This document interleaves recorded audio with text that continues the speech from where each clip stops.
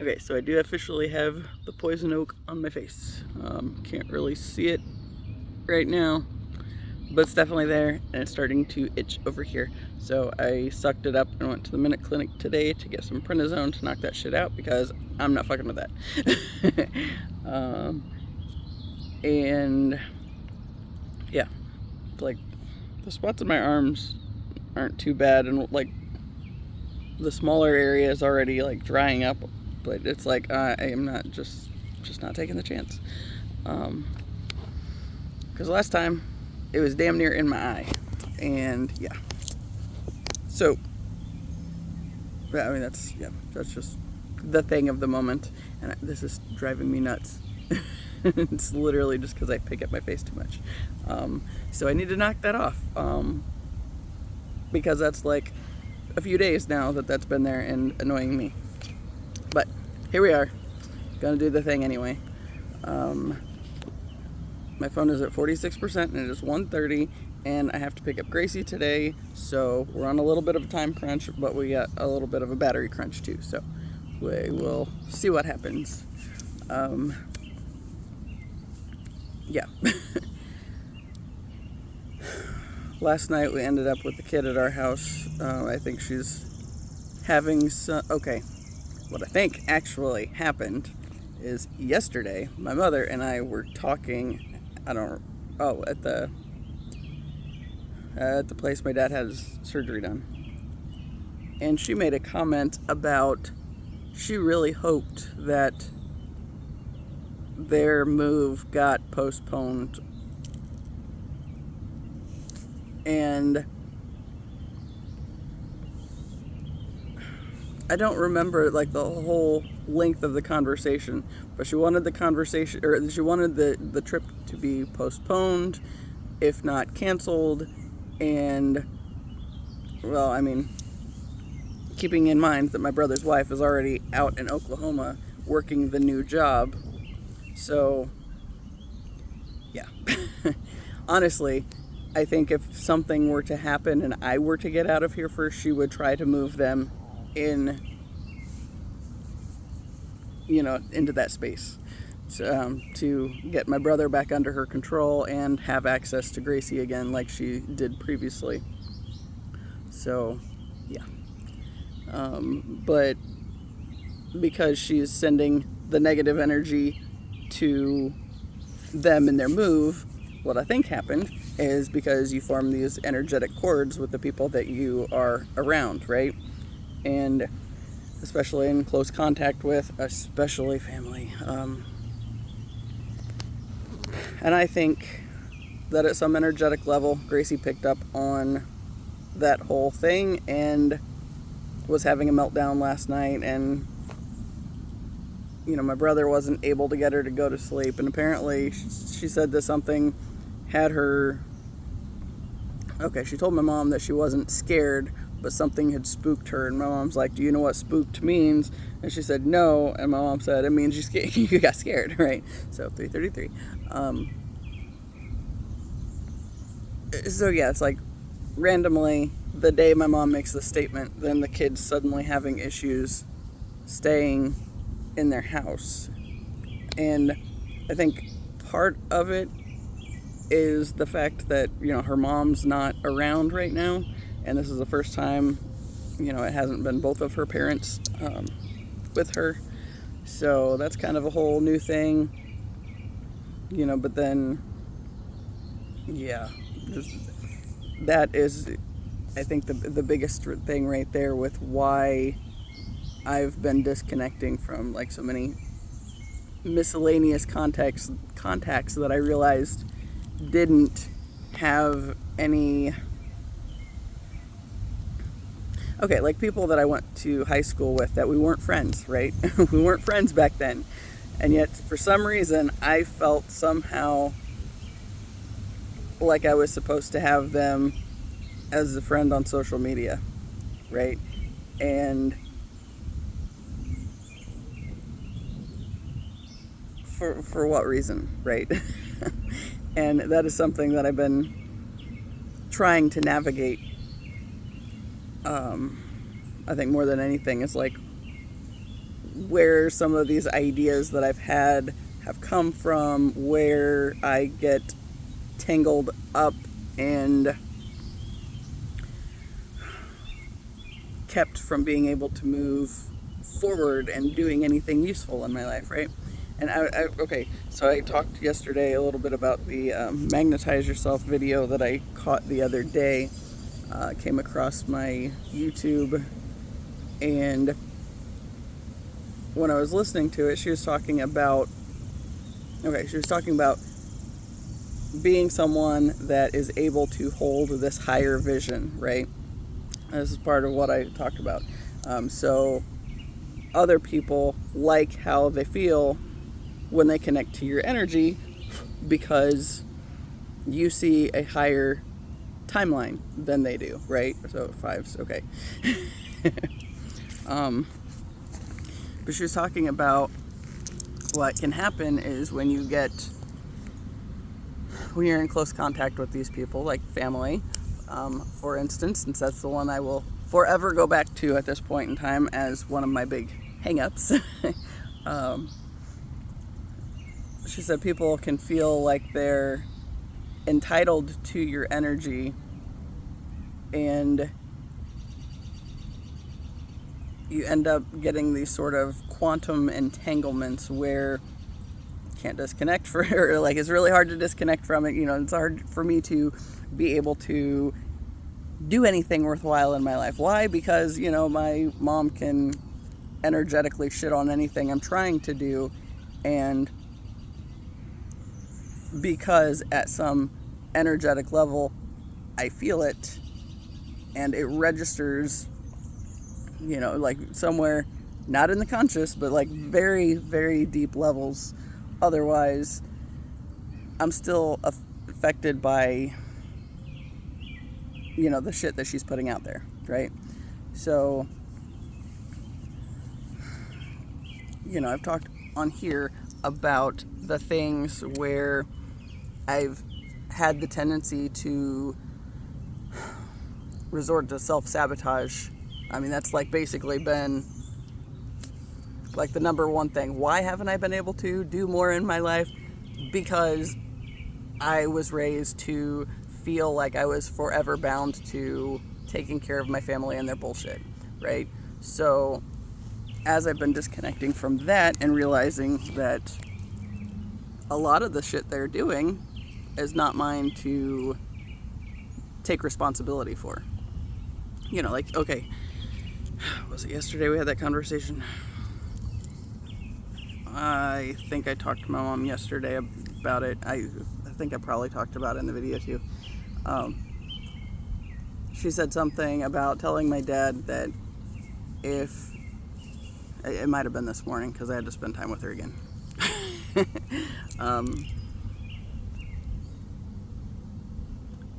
She said if something happens to him and he has a stroke because he's not taking his meds or whatever, she said she called him out on it and told him, she said, do you think I'm going to stay with you if you you aren't doing the things to take care of yourself and you're intentionally doing the things to allow things to happen? Like, okay, he's got high blood pressure, right? So when we got to the appointment yesterday, they said it was like 185 over 125. And he knows this. It's been an ongoing issue that he's been treated for in the past, right? And yet 2 weeks ago, he stopped taking his meds completely just because, whatever reason, he doesn't think he needs to, right? So I'm neither here nor there on giving a shit if people take their meds or whatever. But if you're coming off them in a dangerous way, which completely abruptly stopping everything, heart meds, blood pressure meds, all that shit, you set yourself up for the possibility of, consequences, bad things happening, stroke, whatever else, right? But he's also like, okay, I came off of my blood pressure meds, but it was no big deal because I was already skating. So I found I was starting to have dizzy spells when I stood up because since I was skating so much, I was in a much healthier space after losing like 40 to 50 pounds. It made sense to do that, right? But it was funny because even at when I stopped taking them initially, my mom was like, she started talking about why I would stop, like the blood pressure meds, the CPAP machine, and all that stuff. It's like, I don't feel like I need it like I did before because I'm skating and actually putting forth the effort to get in better shape, right? So, I mean, obviously he's got a whole lot of things that would have to be taken into consideration if he was going to be on some kind of health program to try to get off the meds even. But to just stop them abruptly because you bought into the system where the kids were raised to be bound to taking care of the parents when they got to their older age, right? And we weren't supposed to have our own lives. We were supposed to exist to step into the role of taking care of people that don't take care of themselves. We're not doing that. And I think that's kind of like one of the biggest things. I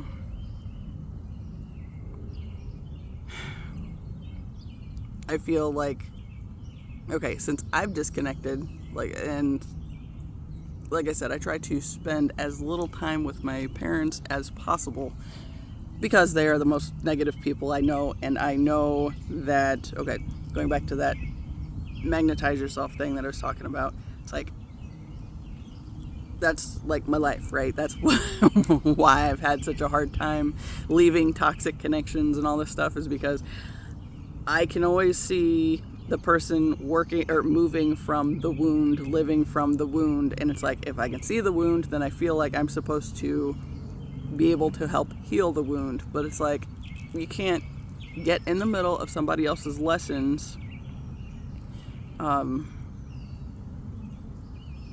because because I know at some level I'm supposed to be some kind of healer. I just don't know what that looks like yet. I don't know how that works.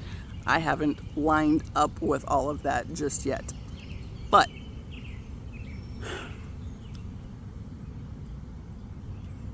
regardless of the fact that I can see, the things that are driving people to do the shitty things, it's still not on me to fix them just because I can see it. Like in the other day I mentioned this time when I was in high school and my mom, there's two stories in one here. Okay, there's the time in high school where my mom approaches me as I'm standing in the laundry room collecting my clothes, and she looks me up and down and says, I was about your size at your age. And I was just kind of like, so? Who cares? And what are you trying to, is this lining me up that I'm on track to be as big as you, later in my life? Is that your whole purpose? What is the motivation for you saying the mean thing while I'm just standing here, right?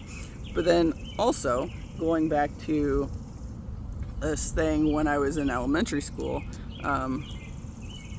my brother and I were watching something on TV. Mom was bitching about something with her weight and dieting and whatnot. Something came on TV and there was an ad for some weight loss thing. It's like, okay, well, you're talking about it and here's this thing I was like, I was little. I didn't know one way or another if it was a decent thing or anything like that. But it's like something you're bitching about and here's something that says it's supposed to help, right? So it's like, I said something about, well, there's that, and my brother called me out on it, I was in the wrong for saying, here's this thing that's addressing a problem that you were just talking about, but apparently, that's inappropriate. You're not supposed to find a thing that might help somebody work on the thing they were just complaining about. They don't like that. They just want to bitch. Or at least in my family, they just want to bitch. So yeah, I was thinking about that recently because it like things, literally, I'm seeing, there I go with that literally world, literally again. I'm seeing that the things that I put out there, okay? So,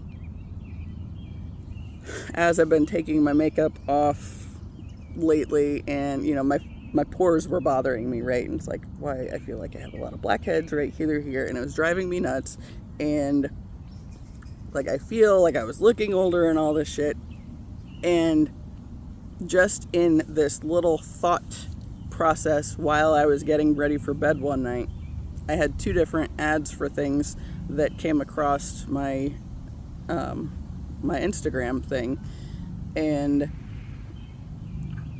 I got both of them, and I've been trying them, and I think they are working. I think, honestly, since there's 2 that I tried close to the same time, roughly the same time, one of them is like a exfoliator thing that you use when you're washing your face, and the other's like the wipes you use afterwards.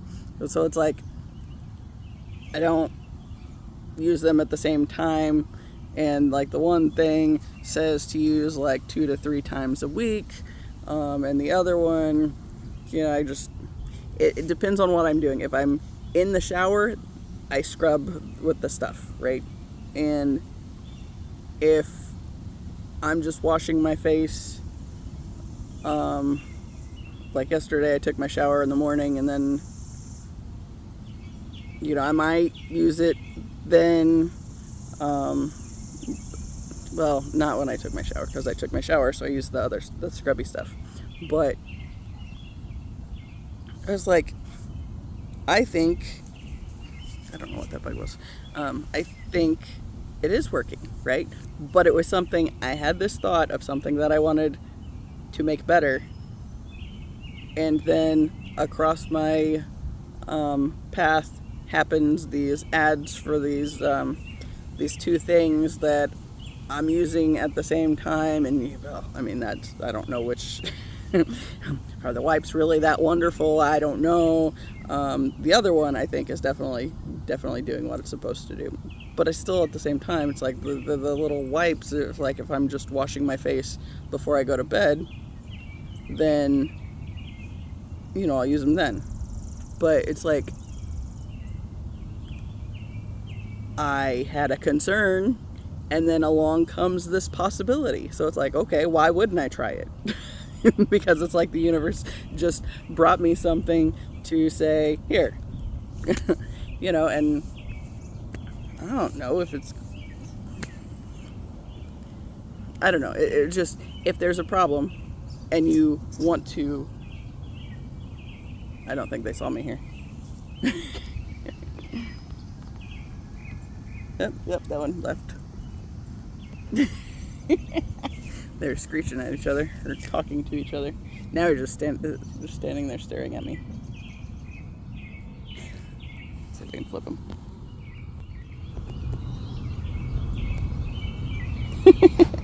Okay, yeah. But it's like, I was having a concern, and then along comes this thing, so I decided to try it. And I think it does work. So that's helpful. You know, but then that's not how my family works, right? So it's like, they see the problem and want to complain about the problem, but not do anything to put forth the effort to fix it, or, you know, to tweak their lifestyle to, you know, it's one of those little steps every day can add up, right? Like, that's they're not interested in that kind of stuff.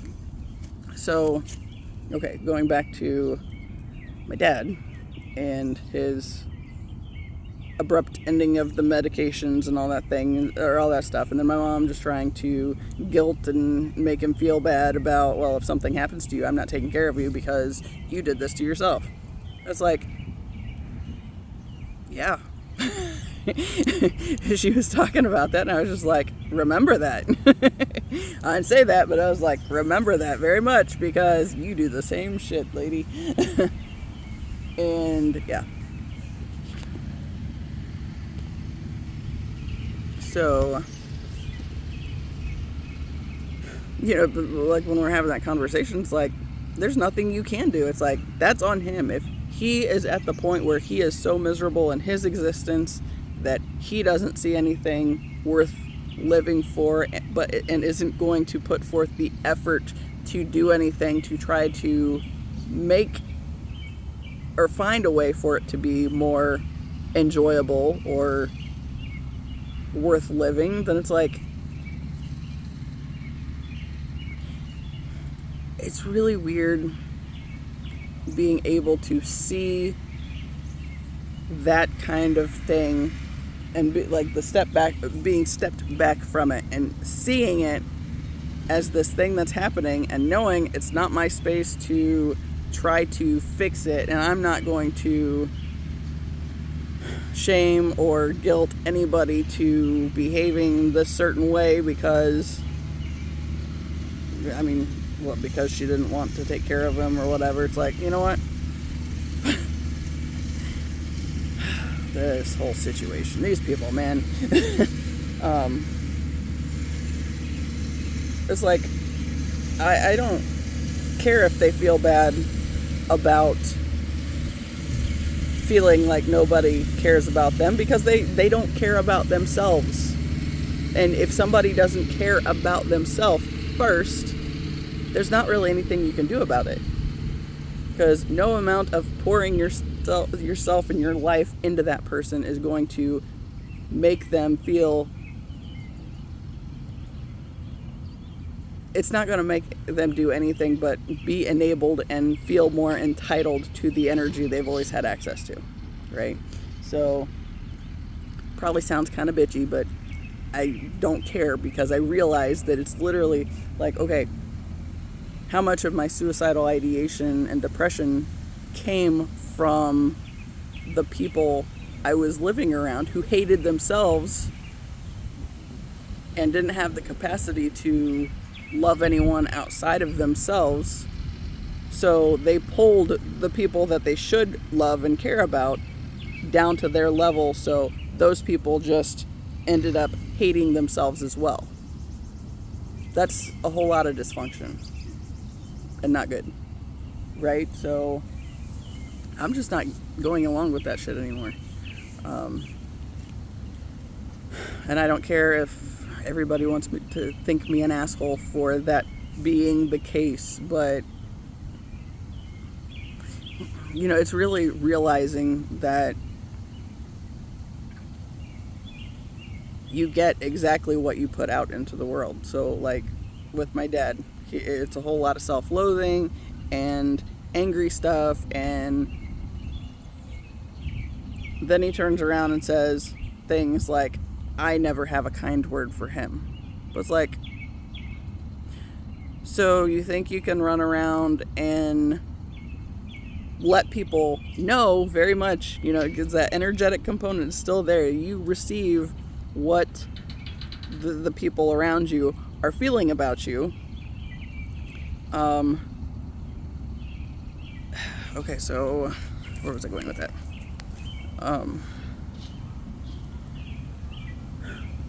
My cardinal again.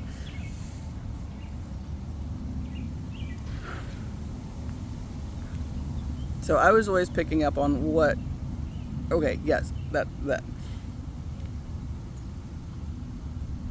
I've talked on here a lot about how I have felt that when I've had something that's been of concern, like a car issue, right? I've mentioned that I flat out feel like if something happened and the car blew up without me in it, my dad would take it as 2 problems gone. Now the car's not a problem and the kid's gone too, right? And like my brother and I, there's a lot of that, feeling that way, especially from him, from our father, because he doesn't like his life. You can, whatever resentment he has against his life, we have felt, right? And, like going back on the car issues with my brother, he talked about at one point had like a blown head gasket or something in his car, and my dad kept refusing to look into it and just kept telling him it was bad gas. It was like, yeah. So if you resent your life and the people in it, you're going to get a whole lot back where you're going to feel like people also resent you, because you're already putting that out there, and what you're getting back is a reflection of what you are putting out there, right? So, then add in the level where, okay, I feel the resentment, and I've always known it's there, but then the day that he, flat out called me a dumb bitch because he got mad at me for something, it's like, that was always there. It's like, that's why it was the problem. It's like, I always knew there was something more going on.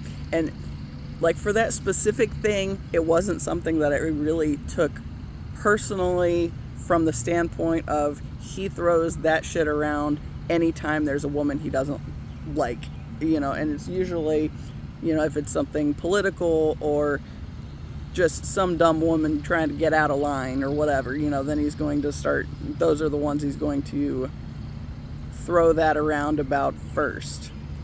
But when it came to me, it wasn't because he, that was specifically for me, but it is that whole, his whole misogynistic approach to life anyway. So it's like,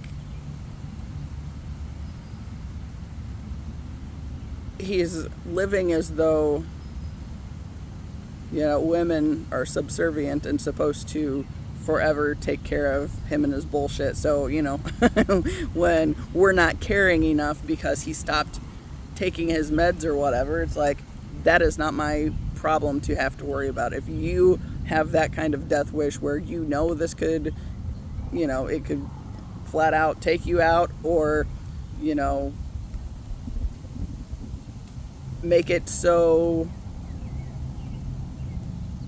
you have to rely on other people forevermore. It's like, I'm not signed on for that. I did not sign up for that in this lifetime. And just because that's how I was raised to do, there's a reason I'm disconnecting from all that, y'all. And I will not, and then my mom started talking about it today, where she was trying to make him feel bad about the possibility of it. And, I'm not going to take care of you if something happens because you stopped taking your meds abruptly and, all that. It's like, we shouldn't have to. That's on him, right? He literally does not care about himself at all. In my entire life, every time there was something that I could see, like my father, and living from his wound or resentment or whatever, I turned it in on myself. So, his self-loathing and all that stuff, I took it as something, since I couldn't fix it, there was something wrong with me. It's like, that's literally what my life was devoted to doing, was, I can't do the things I know I'm here to do, so there's something wrong with me. Oh, that's something I was trying to talk about yesterday, and I got sidetracked. I wandered off. Okay, so I talked about a sermon. I mentioned the sermon that I sat through several years ago, and there's a guy in the church. He's like a year behind me in school, year or two, and I got sidetracked with a tangent about his wife and didn't even finish that tangent because that whole thing was, she trash talked the seminary that I was going to because it wasn't the Methodist one, so it wasn't worthwhile because it was the wrong denomination, right? So, and there was like another thing where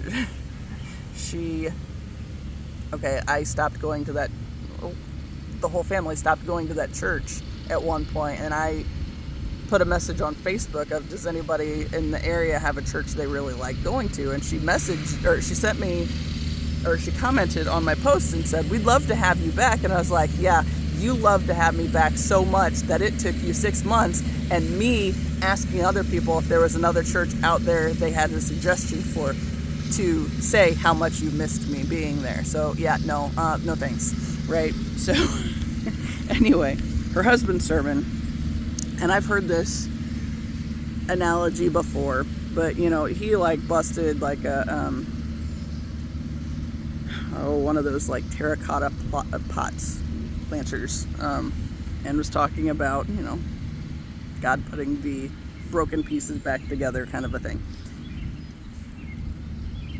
And I always had this kind of visualization playing in my head somewhere, where it's like every time I did something that I knew was going to damage me, it's like I was taking another one of those sections and just like trying to bust it down as much as possible and like make it so there was nothing but powder left, you know. And then once you get to the powder, okay, now what you gonna do about it? Well, I mean, it's actually kind of funny because, you know, if you consider that the broken places where the light gets through, right?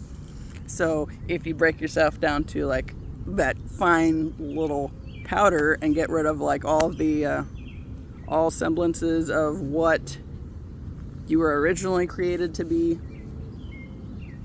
then it makes room to be like to become something better, to reinvent yourself in a better spot, you know, to have the divine shape you into something completely new, right? That going back to that point of being refined by the fire.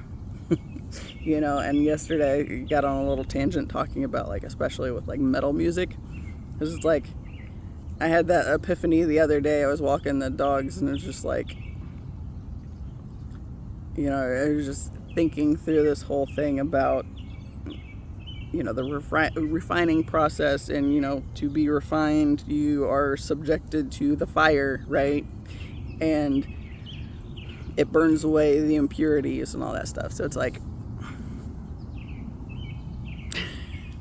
I feel like I got some useful information from my time in the church years, but it's like I would get very fixated on certain aspects of it. And now that I'm starting to look at those same stories from a different viewpoint, rather than the one that the church was telling me was the right one, it's getting it's a lot more interesting. But yeah, like this whole being refined by the fire, and you know, that's basically what, I mean, metal has to go through that process, right? So I go back to like the metal music community, just that in general. Those people are my people, and you know, it's just kind of funny, like thinking about like all of the things that I accepted church crappy viewpoints on, like, you know, like this whole any communities outside of the church were wrong or flawed, doomed to hell, right? Going to be forever damned. But it's like, this whole physical space, this earth plane existence, is hell, because you come here and have to completely forget everything that you truly are at a soul level and learn everything, often through very difficult means of getting there, of learning the lessons and all that. But there's no shortcuts, right? So, okay, so like I struggled with suicidal ideation for like a long time.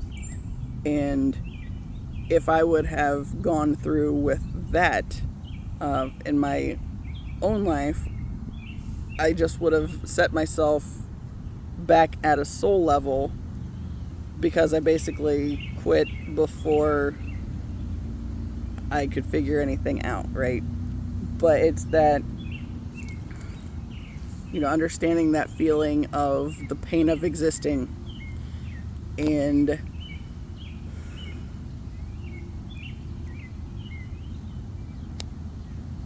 coming to realize that that's part of this Earth School plane also, is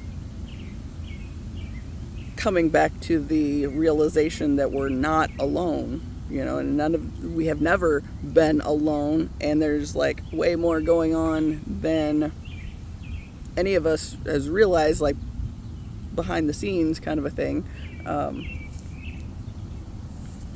But ouch. Yeah.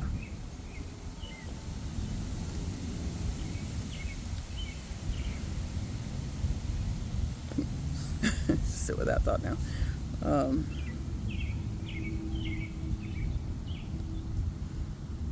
So I talk a lot about like the twin flame and the name and the birth date and the initials now that have been following me around, and I've realized that they've literally been following me around my entire life. And it was not until the right set of events happened that I was able to realize that it's always been there. So, and especially then, it's like, okay, I don't know what these are, but they keep falling on me. Falling out of the tree. So, okay, I've talked a lot about like the whole twin flame thing is the only reason I have continued going through the healing process at the times that I have not wanted to. And there's been a whole lot of not wanting to, and this is kind of bothering me that this I blended this side better. I don't know how I slacked on that one, but that's kind of annoying me now that I'm looking at it. Anyway, stop looking at it. Yeah, so like there have been some really heavy feelings along the way, and it's getting to the bottom of them. And like all the times where I've shut myself down in the past or gone into hiding, right? And yesterday I talked a lot about how I have realized that I've always used going to the bathroom as a means of hiding out and getting away from like the energies around me. Like it's really noticeable in high school. It's like, don't really have to go, but at the same time, it's somewhere where I'm away from people and they can't see me all the time, right?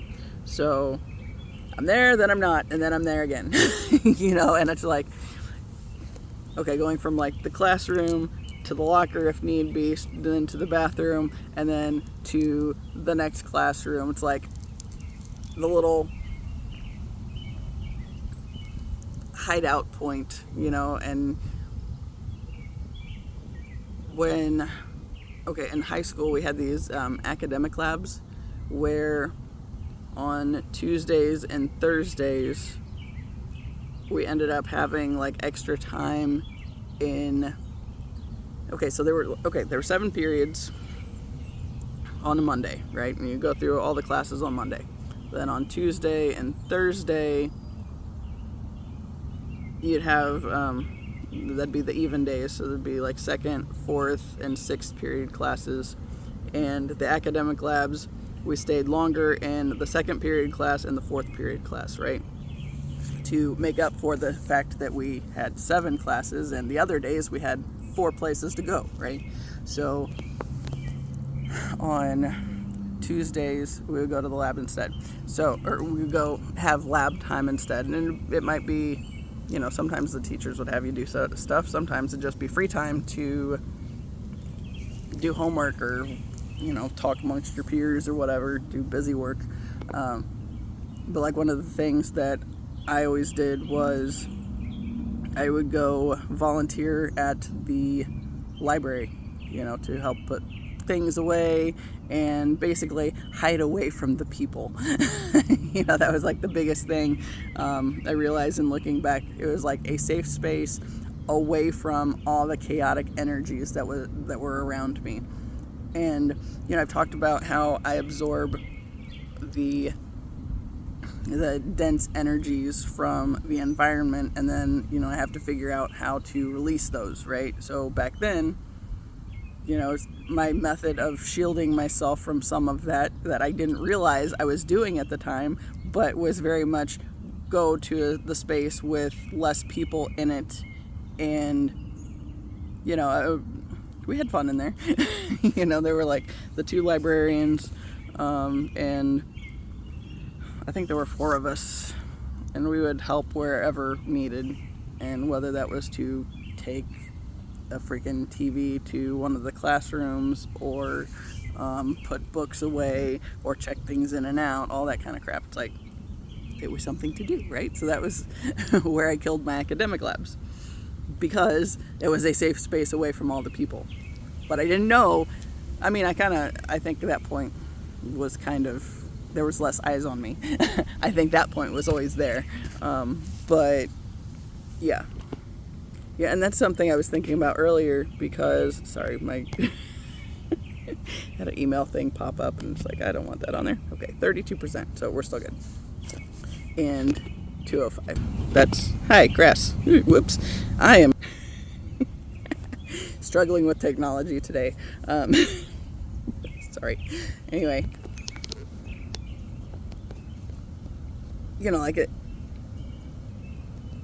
I realize now that it's like, I get, like, okay, it's that absorbing the dense energies, right? It's like people latch on to my energy, and because I'm able to hold a higher vision for possibilities of the future and all this stuff, and I'm transmuting the dense shit that is just there otherwise. It's like today, okay, this morning my mom and I took Gracie to school. Been a while since we did that, but we used to do that all the time. Afterwards, my mom decided she needed more grapes, so we had to go to the store again, even though we were just at the store yesterday after my dad's surgery, because there was an Aldi's on the way and we needed more. Well, the chocolate milk was for me and Gracie, but we stopped there for that. But apparently they didn't have any good grapes, and she is addicted to grapes, so that was a priority. So we go to Walmart this morning, and I was just feeling kind of not wonderful about being there with my mom in general, just because the bad energy, right? The low vibe, dense energy that is just always there, and it's like, she's like never going to not be completely negative about everything. And I've talked about how when she found out my one cousin, not in the immediate family, but in the extended family with my grandma and her sisters, right, their families, there's one sister in particular that nobody really has ever liked their family very much, I don't think. And like there's one cousin especially that has always, now that I'm looking back on it, it feels like she really didn't like me either. Like a lot of, like, when little kid me, she was another one of those people that just didn't like me for existing.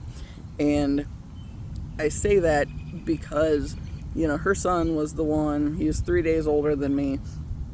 We spent a lot of time together up until we were about 8. And, that whole thing with him trying to enlighten me and all that bullshit ended up coming around. And then there was like a big disconnect in the family. Go away, bug.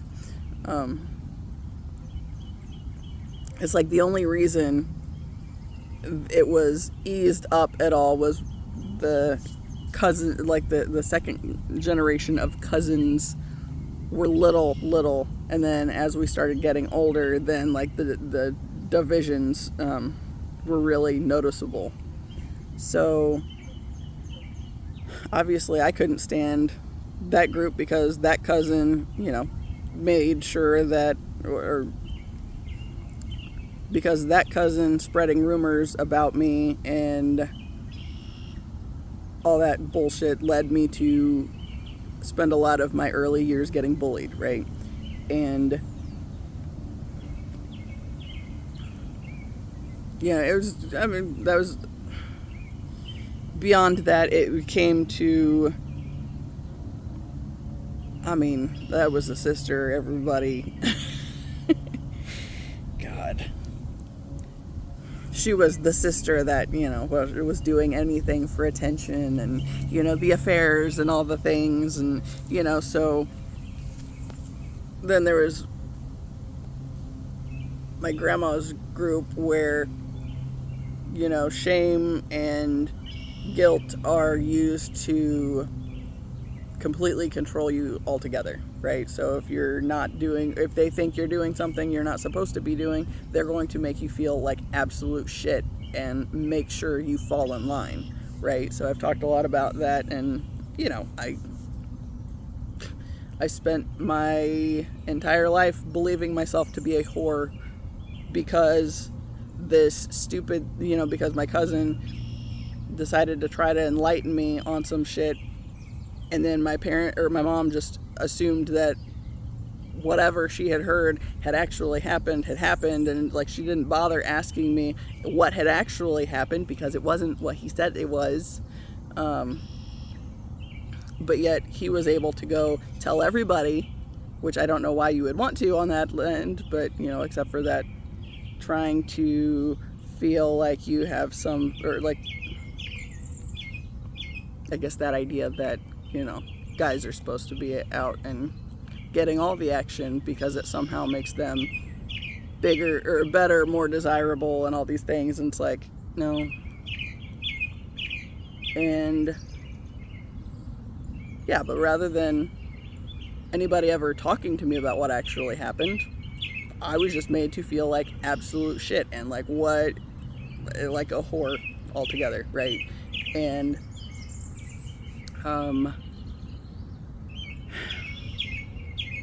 so like my family group was more into the prudishness and uptight and that whole appearances thing with that is a very chatty bird, and it's like right I can't see it, I can just hear it really loudly. But yeah, like my grandfather and the appearances thing, it's like,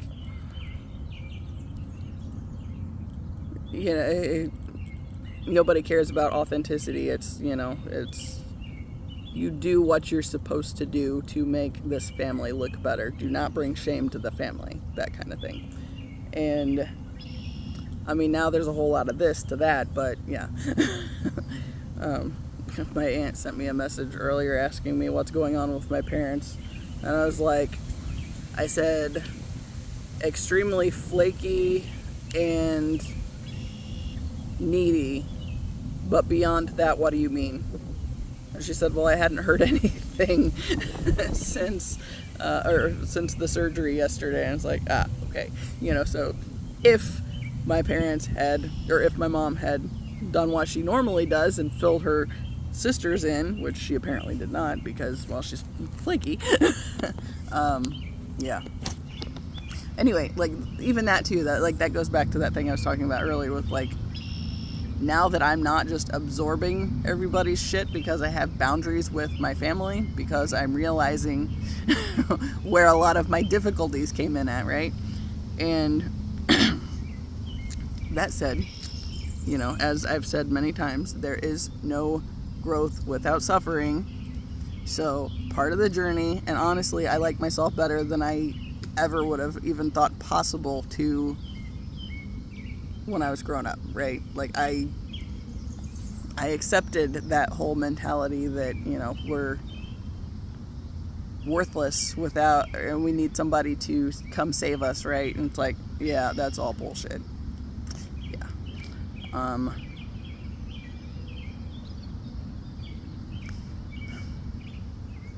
going back to that point, like just seeing like how like the stories that I picked up from church, how I'm catching a different spin on them. So it's like, oh, so like the things Jesus said versus what, you know, the church said that they meant, versus what they actually probably meant. You know, it's like, you know, the whole church and religion in general, but it's especially the freaking patriarchal religions. It's like, no. Literally, I think all the problems in the world can actually go back to religion and, you know, the fucked up mentality that we force people to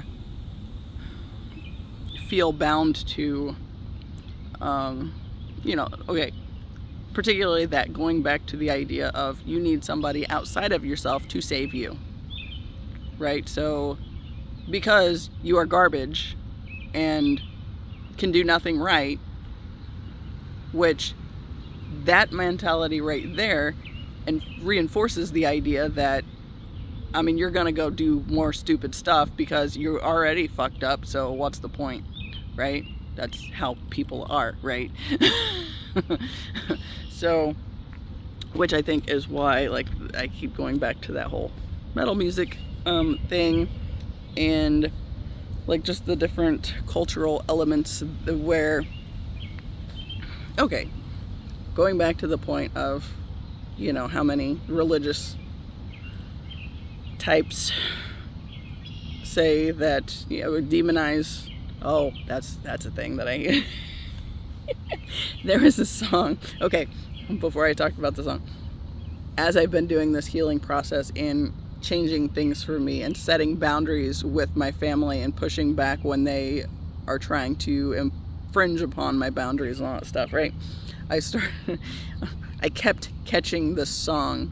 So Ghost has a song called Satanize, and I kept catching this song almost every single time I was getting in the car, and it's like, there's something here. And I looked up the lyrics at one point, and it's like, okay, well, nothing is really screaming at me that this is something specifically that is important for this situation for me.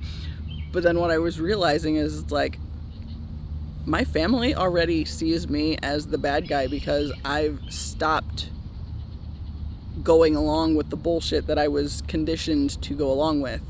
You know, so since I am pushing back, and since I do have boundaries and they're not able to infringe on those like they used to, it's like, that's you know, if you want to go back, add in the church element, is that's the thing, is people say, okay, well, you're not doing what you're supposed to, so you must be under the influence of the devil, right?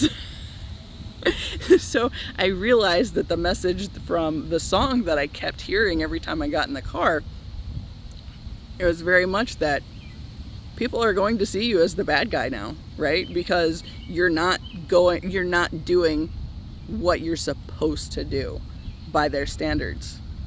And because you are pushing back against the bullshit that's in place, they don't like that. Right? So then it's just like, okay, I always had this sense also that the change that is going to find, the change that is taking place in the world, right? Of course, the church wants to focus on the evil and, you know, everybody's going to hell and blah, blah, blah. It's like, no, this has literally been hell, and we're just now starting to figure that out. And, you know, I feel like, especially with the metal types, it's like, that's where it's like, we already have safety in the fact that they consider us evil anyway, so we can actually play around with like the different parts of our personalities. And, you know, I will forever go back to Rotting Christ and Apage Satana, because because, you know, my brother introduced me to the song and I really loved it for like the drums and all that stuff. But then when I looked up the words and it's like the freaking Lord's Prayer, it's like, dude.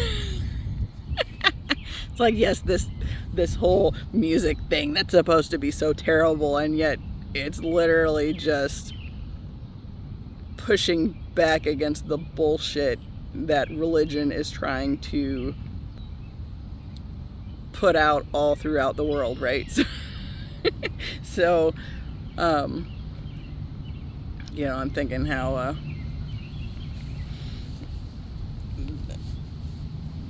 you know, the religious types want to damn small groups, small communities for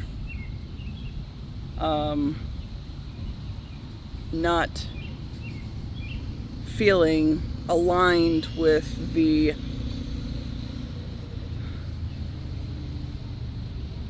gender they were, or sex or whatever that they, or that is on their birth certificate, right? So, you know, the idea that whatever is on that piece of paper you are forever bound to. It's like, but really we're here to, like, the whole purpose of this existence for the soul lessons is to be able to reinvent ourselves in whatever ways we want to anyway, you know, to learn the lessons and to figure out who it is we are meant to be and who we actually are at the deepest levels of our existence, which is that soul level piece, you know. And going back to the twin flame ideas, like the whole idea of the twin flame connection is that it's two parts of the same soul, right? The whole Regita shaman, I watched a thing she did earlier where she's talking about like the intonation frequency something or other. It's like the same soul song spark thing, whatever. So it's like two incarnations of the same soul in one lifetime, right? So, which is why it's like there's so many like deep lessons that are being tackled, and like that, like all the hard stuff comes first, you know, especially like mind connection.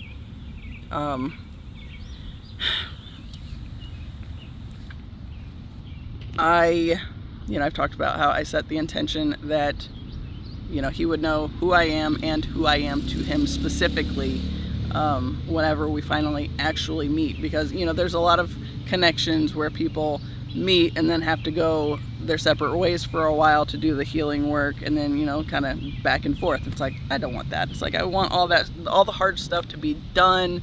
And so when we come together, then like we don't have to be split up every single time that like big healing stuff needs to be handled, because it's already been handled, right? So thus, when the hard things that I would have always run away from or shut down when it came to facing came up, it's like, nope, you can't do that now. That's not even an option, because somebody out there is also doing healing work. And, you know, it's kind of like a back and forth thing. Like, you know, we're mirroring each other, right?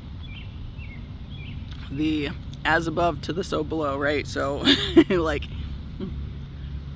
the connection that I made on that end was like, so he is, okay, so considering him as the as above, right? So this human, that is the twin flame, right? To the so below, which is my heart space. And, you know, then the as within would be his heart space, and so without, that's me. So it's like this, this little thing that goes together. Anyway, right? So we both have to do the work, and however deeply we are able to go within ourselves to heal, the other person's got to go along with that too. But I mean, it's just like a natural back and forth, like this energetic cord connecting us is pulling us one way or another. So it's like, okay, so like all the times I wanted to shut down, you know, but then he starts doing his work, and then it automatically pulls me to where I have to start doing some work, because it's not really an option, because that's the same soul essence, right? So okay, to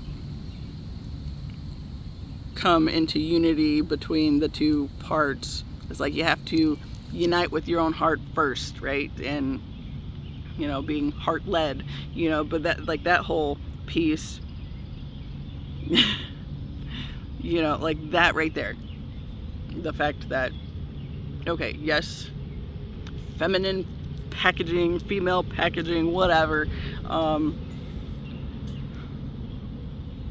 but I still have to learn to, okay, coming into unity with my own heart, right? Because I have always had the tendency to disconnect, and it's like, how can you completely disconnect from the thing that's always with you anyway? Yeah, I don't know. But, you know, I'm sure when we actually do meet and are talking about the things and the stories, right, I'm sure there's going to be a lot of times where he's also had things he's wanted to shut down on, and I made it so he also couldn't do that at some level too, right? You know, and one of the biggest things I will always go back to is when I was skating, I realized the one day I made the connection that my entire life I felt like my voice was completely stifled. And it's like, of course, you know, I have this Chiron placement, the Chiron's the wounded healer, and it's for me in Gemini, which has to do with communication. So therefore, this terror of using my voice is even in my birth chart, basically. And this fear of this thing. And, you know, so what I realized as I was skating was, you know, I've talked about him being in music, right? So the singing and at times screaming in the music, it's like, at a time I was unable to use my voice, but he was using his voice and learning how to do it powerfully, right? It was releasing some of the density that I was holding in that, you know, that whole, you know, the fear of using my voice, because now I'm doing this whole damn thing.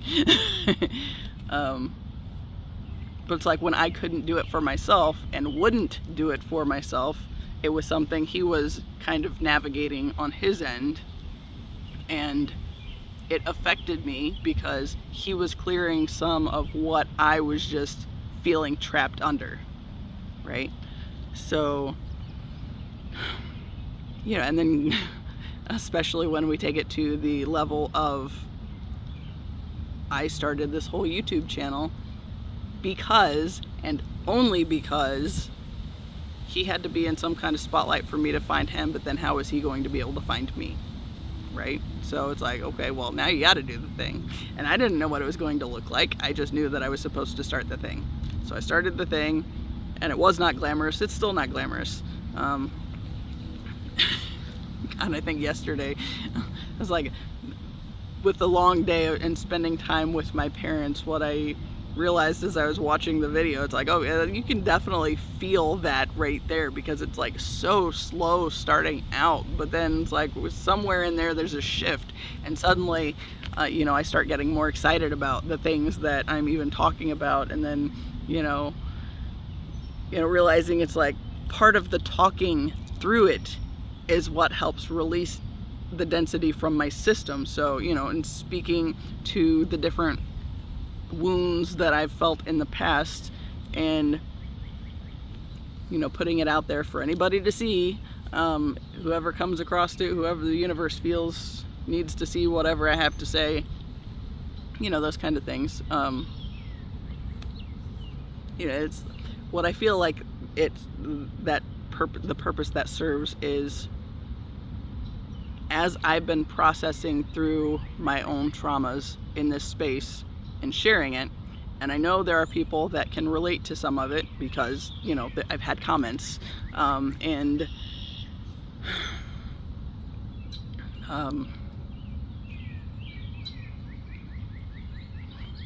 an increase in like how many people are even following the channel, right? So I talked about, you know, the first year I made it to 12 subscribers, but I'm not actively trying to grow this thing either, because there was this whole thing where I was terrified of using my voice, period. Right? So then I had to start. So I started, and I didn't know what it was going to be, but then what I'm finding is it seems like it's more specifically to talk my way through the healing process, because in my doing that, it releases it from my system, but it also, for anybody that comes across something that I have to say that they do connect to, I think it allows the possibility for that person to connect with it and be able to see it, witness it, and release it as well, right? So that's what I feel like the bigger purpose of what's going on here is, you know, it's just allowing people to see my healing process, so maybe they can choose to do some of their healing stuff as well. You know, and it's literally, if it wasn't for this whole twin flame connection, I never would have done it. Because everything in me is of the nature to want to go into hiding when things get hard or scary. You know, because all the crab. Yeah. It is 2:30 and I'm at 23%. So those two things, I need to get ready to wrap it up. Try to think if there's any last minute things.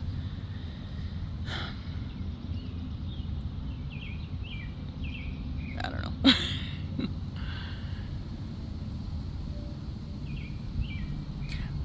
When I was with my mom earlier at Walmart, it was kind of funny because as we were getting ready to leave, it's like I felt this heaviness being just around her period, and like as we walked into the store, I remember kind of thinking, how can I release this and, you know, let some of this go, right? I don't want to just carry this and feel icky and feel like I sound bitchy to people because I've just collected all this density and haven't been able to release it. So somehow, I think probably just in thinking through this whole process too, I was able to kind of do that, even though it felt like I was still being bombarded by it the entire time we were there. And what I noticed was when we were going to leave, like we were in the checkout, and then as we were walking to the doors, every single person that was there that was working looked at me and had a compliment for me. So it's like something is happening. You know, and of course, you know, people, I feel like people, I feel like energetically, whatever energy I'm putting out there, that is what's actually drawing people in. But I feel like, okay, especially with my my Uranus complex and my Venus in Leo, I feel like, you know, that's part of why me being me, it's like this is part of my art, right? So like the makeup, the hair, whatever outfit I put together, I feel like I am this way specifically because when people are drawn to my energy, then there's something else they can comment on, because, you know, they're not going to, people aren't always going to know why they are staring at you, I think. When it's like, when there's like some kind of draw when it comes to energy, I feel like, you know, not everybody's aware of this energetic thing that's even going on. So I feel like by me being the artsy, me being my own palette, if you will, on the artistic end or my own canvas, I feel like it just gives people the opportunity to find something else that they can think they're being drawn to when it's actually the energy, if that makes sense. So yeah, I got the colorful hair, and I've heard, like, I got several comments about my hair today. I mean, it's usually the hair is what is the go-to. I think, you know, even when I went to CVS after that, because I had to go to the Minute Clinic and get the shit for my face.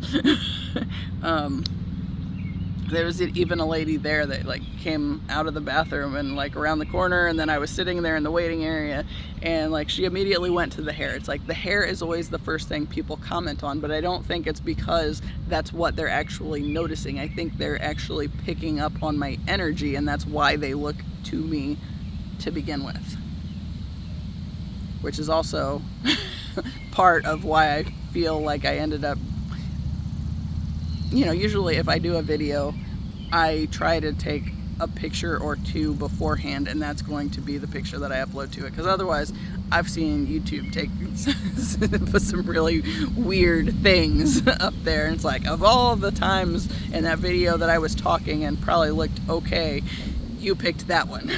You know, that kind of thing. But it's like, I feel like that's part of that too, is people might think that they're actually being drawn to the appearance or whatever, but it's actually the energy.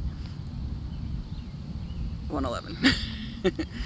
So yeah, but like, I feel like as I get more, like, it was literally like they just, like, looked straight at me, and then they were just staring at me, and then, I really like your hair, or whatever. It's like, okay, cool, thanks. Which is also where I've had to heal that whole wound from the worthiness wound, and not feeling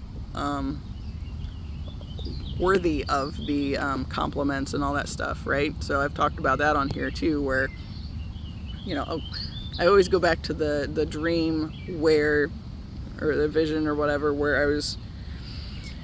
I talk about, like, it's like the twin flame sending me flowers, but then the vision gets stuck, and I just keep getting all these flowers until it pushes me to the sort of breaking point where I'm like, stop it, I don't deserve this. And then, like, the whole thing stops, and it says, why do you feel like you don't deserve this? So it's like, okay, so that kind of digging into the wounds, and now we're going to process this out so we can get it out of your system and be done with it. So I'm getting better about taking compliments. And I think I realized, okay, I talked about manifesting a friend, right? I had this day where I was kind of feeling just kind of shitty, honestly, and, you know, before I got in the shower, I had this thought of wanting a friend connection, so that in the times I forget who I am, there's somebody else that can kind of remind me in that moment, right? And then by the time I got out of the shower, friend was there, right? But then there was always these compliments, and honestly it was kind of uncomfortable. And there was the level where I was trying to heal that, but then there was also the level of, you know, when it shifts around, and a couple weeks ago, yeah, now I'm getting messages, a couple weeks ago, you know, it crosses a line, and then it's like, why did that get in there? And it's like, because I have to be able to validate myself. I cannot find validation in other people, and I need to remind myself who I am in the moments that I try to forget. You know, it's like the universe will still provide people along the way to throw the nice things out there as needed and all that fun stuff, but at the same time, I have to rely on myself largely for that. I can't rely on other people, you know, because at some point it always becomes something else, or like, you know, the love we were taught by the conditioning of the world is very conditional, right? And it becomes transactional, because I've said all these nice things for you and all this time, and you haven't responded or whatever. I don't know. It just becomes something that it shouldn't be. Whereas if it's me relying on myself and, hey, universe, need a little assistance on this, then somebody pops up and will say the nice thing, but it's not the one person over and over again saying the thing all the time. So then it's like borderline boundary crossing because something's not quite completely right there. But anyway, I'm now getting messages about needing to pick the kid up. It is 20 till 3, and she gets out at 3:30, but I do have to drive back to the house. So as always, I appreciate you. Until the next time, see ya.